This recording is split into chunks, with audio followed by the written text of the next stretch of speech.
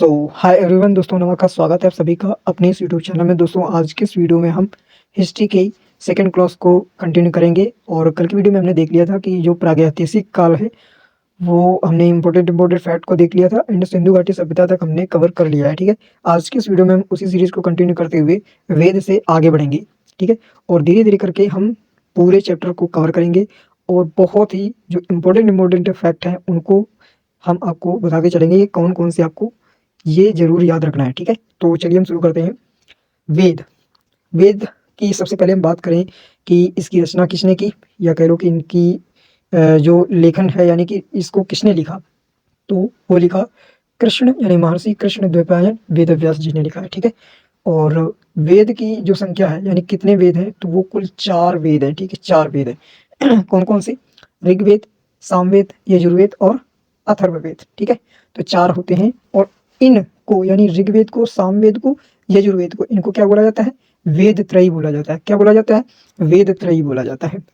अगर हम कहें कि ऋग्वेद में कितने मंडल हैं, तो ऋग्वेद में भाई साहब 10 मंडल है। कितने मंडल है? 10 मंडल हैं ऋग्वेद में। और अगर हम बात करें कि वेद में ही वैदिक आर्यों की भाषा कौन सी है, तो वो है संस्कृत। ठीक है, और ये इंपॉर्टेंट है कि बोगाज कोई अभिलेख में उल्लिखित वैदिक देवता कौन कौन से हैं? इंद्र है, वरुण है, मित्र है एंड नासत्य है। जिसमें से आपको इंद्र को याद रखना है बहुत ही ज्यादा, एंड वरुण को, क्योंकि ये 2 इंपॉर्टेंट है। अगर हम बात करें कि ऋग्वेद कालीन सबसे महत्वपूर्ण देवता कौन से हैं, तो वो हैं आपके अग्नि, ठीक है, और इंद्र। इसमें सूक्त 250 इंद्र के लिए और 200 सूक्त अग्नि के लिए समर्पित हैं। अब हम जान लेते हैं कि ऋग्वेद मंडल में जो मंडल है उनकी रचना, एक विशेष रचना किस मंडल में किसने की, और हमको ये भी याद रखना है कि उस मंडल से क्या संबंधित है या उसमें क्या वर्णित किया गया है उस मंडल में विशेष करके। ठीक है, तो सबसे पहले हम इम्पोर्टेंट देखेंगे सिर्फ। तो जो तीसरा है, तीसरा, ठीक है, जो तीसरा मंडल है वो विश्वामित्र के द्वारा लिखा गया है। और इसमें बात किसकी की गई है तीसरे मंडल में? तो गायत्री मंत्र का वर्णन किया गया है। ठीक है, गायत्री मंत्र को आप सब लोग जानते हैं, बहुत ही पवित्र मंत्र है। और इसके बाद अगर हम बात करें तो चतुर्थ यानी कि चौथा जो मंडल है वो वामदेव जी के द्वारा लिखा गया है। ठीक है, रचना की गई उसकी, और ये कृषि से संबंधित मंत्र को बताता है। इसके बाद बात करें हम सातवें मंडल में। ठीक है, सातवें मंडल में जो कि वशिष्ठ जी के द्वारा लिखा गया है, और इसमें किसका वर्णन किया गया है? तो इसमें किया गया है दास रात युद्ध का वर्णन किया गया है, और ये कई बार एग्जाम में पूछा गया है। इसके बाद हम बात करें जो नवा मंडल है उसमें किसके बारे में बात की गई है? तो उसमें सोम मंडल, इसी को कहा जाता है सोम मंडल कहा जाता है। किसको? जो नवा मंडल है। ठीक है, और ये इसके बाद हमारा जो आता है 10वां मंडल। तो 10वें मंडल में जो पुरुष सूक्त है यानी कि इसके जो चारों वर्ण हैं, ब्राह्मण, क्षत्रिय, वैश्य, शूद्र, इनका वर्णन किया गया किसमें? 10वें मंडल में। तो ये आपको बातें याद रखना है। चलिए हम आगे बढ़ते हैं। वैदिक साहित्य का विकास। ठीक है, तो इसमें सबसे पहले हम बात करते हैं संहिता की। किसकी बात करते हैं? संहिता की। तो जो आपके चारों वेद हैं, ऋग्वेद, यजुर्वेद, सामवेद, अथर्ववेद, इनको क्या कहा जाता है? इन चारों को संहिता कहा जाता है। इसके बाद बात करें ब्राह्मण की, तो संहिता के भाष्य के रूप में लिखे गए जो ग्रंथ हैं उनको कहा जाता है ब्राह्मण। इसके बाद बात करते हैं आरण्यक की, तो ब्राह्मण ग्रंथों के परिशिष्ट, इनकी रचना वनों में हुई है। नाम से ही पता चल रहा है आरण्य, आरण्य यानी वन। इसके बाद बात करते हैं उपनिषद, तो आरण्य का विशिष्ट भाग है, ये भारतीय दर्शन के स्रोत माने जाते हैं। तो भारतीय दर्शन का स्रोत किसको माना जाता है? उपनिषदों को माना जाता है। चलिए हम आगे बात करते हैं कि वेद, और हम ये जानते हैं कि किस वेद में किसके बारे में बात की गई है, या जो वेद है पर्टिकुलर वेद उसमें किन चीज़ों का समावेश है वो हम देखते हैं। ठीक है, तो जो आपका ऋग्वेद है, ठीक है, इसी को बोला जाता है दूसरी भाषा में आयुर्वेद। ठीक है, और इसमें क्या है? ऋचाओं का संकलन है, और जो इसको पढ़ता है उसको कहा जाता है होता या होत्र। ठीक है, इसके बाद जो दूसरा है यजुर्वेद, इसी को कहते हैं धनुर्वेद। ठीक है, और इसमें यज्ञ कर्म से संबंधित सूक्त इसी में लिखे गए हैं। तो यज्ञ यदु संबंधित है। ठीक है, और इसको जो भी पढ़ता है उसको कहते हैं अध्वर्यु। ठीक है, इसके बाद बात करते हैं सामवेद की, तो सामवेद इसी को बोला जाता है गंधर्व वेद।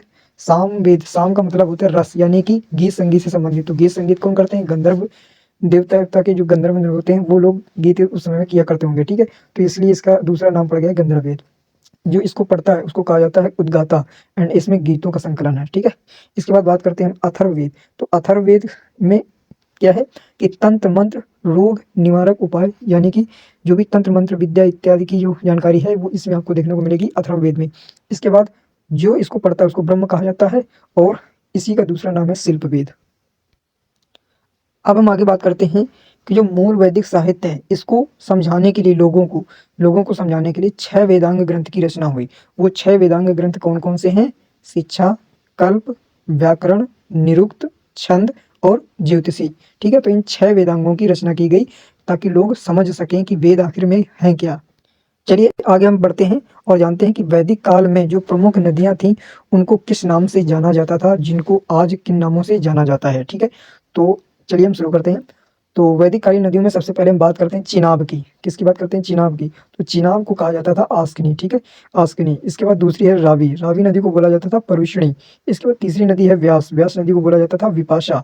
इसके बाद सतलज, सतलज को सूत्रदुदी, ठीक है। इसके बाद गंडक, गंडक को शदानीरा, एंड काबुल को कुंभा, कुर्रुम को कुर्रम को क्रुमु, ठीक है, एंड गोमल को गोमती, और गग्गर को दृष्टद्युति, एंड स्वात को सुवास्तु, और झेलम को वितस्ता। जिसमें से आपको अगर मैं इंपॉर्टेंट कहूँ कि इनमें से कौन कौन सी इंपॉर्टेंट है, तो इनमें देखिए झेलम हो गया, चिनाब हो गया, रावी हो गया, और आपका हो गया गोमती, ठीक है, और इसके बाद सतलज। ये इतनी थोड़ा ज़्यादा इंपॉर्टेंट है, तो इनको थोड़ा देख करके रिमाइंडर करके रखिएगा, ठीक है। अब हम आगे बढ़ते हैं और बात करते हैं कि जो सतपथ ब्राह्मण है, ठीक है, उसमें से जो 12 रत्न होते थे, तो उनमें से किन किन नामों से किनको जाना जाता था। जैसे कि आज आप मंत्रिमंडल में देखते हैं कि ये कृषि मंत्री हैं, वो गृह मंत्री हैं, ये इनका काम ये है, उनका काम ये है। तो यही सारा उस समय में क्या क्या होता था, किन नामों से उनको जाना जाता था, उसके बारे में देखते हैं। तो सबसे पहले बात करते हैं कि एक होता था ग्रामीणी, ठीक है, एक युवराज, एक पट्टमहिषी, एक पुरोहित, एक सेनानी, एक सूत, एक अक्षवा, एक छता, एक भागदूत, एक संग्रहीता, एक पालागल, एक गवीकृत। तो ये 12 रत्न हुआ करते थे जो कि सतपथ ब्राह्मण में बड़े वर्णित है। तो चलिए हम आगे बात कर लेते हैं कि जो वैदिक काल में जो 16 संस्कार हुआ करते थे वो किस प्रकार से हुआ करते थे, ठीक है।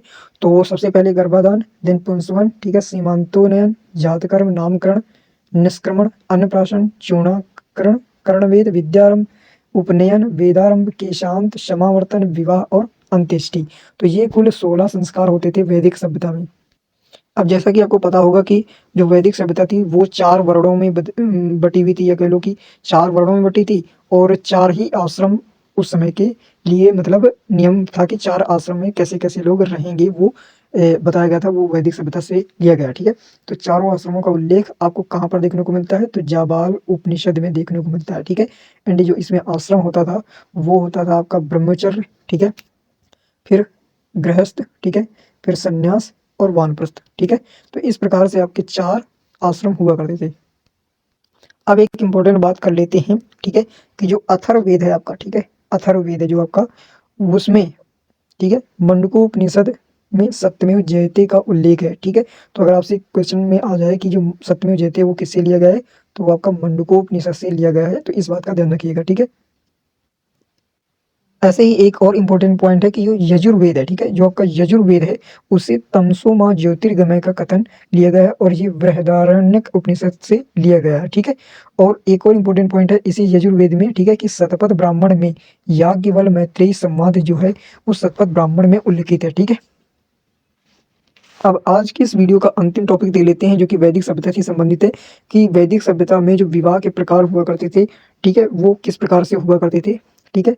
तो विवाह के कुल इतने प्रकार थे: देव, ब्रह्म, पैशाच यानी कि पिशाच, ठीक है, राक्षस, गंधर्व, असुर और प्रजापत्य और आर्स। तो कुल 1 2 3 4 5 6 7 8, तो कुल 8 प्रकार के विवाह के मतलब सिस्टम बनाए गए थे वैदिक सभ्यता में। तो आई होप कि आपको ये वैदिक सभ्यता का जो टॉपिक है वो पसंद आया होगा, और आपने, मैं उम्मीद कर रहा हूँ कि आप सीरीज बाय सीरीज देखते हुए चल रहे हैं, क्योंकि सीरीज बाय सीरीज देखेंगे तभी आपको समझ में आएगा, और तभी आपको बिल्कुल कंटिन्यू एक दूसरे से चीज़ें कनेक्ट होती हुई चलेंगी।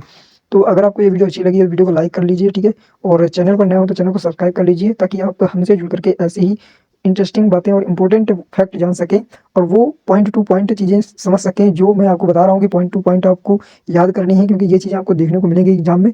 तो आपके पॉइंट ऑफ व्यू यानी एग्जाम्स को देखते हुए कि बहुत ज़्यादा इंपॉर्टेंट है, ठीक है। तो मिलेंगे नेक्स्ट वीडियो में, जो कि बहुत जल्द आपको देखने को मिलेगी। ठीक है, तो चैनल को सब्सक्राइब कर लीजिए और वीडियो को लाइक कर दीजिए। मिलते हैं, थैंक यू।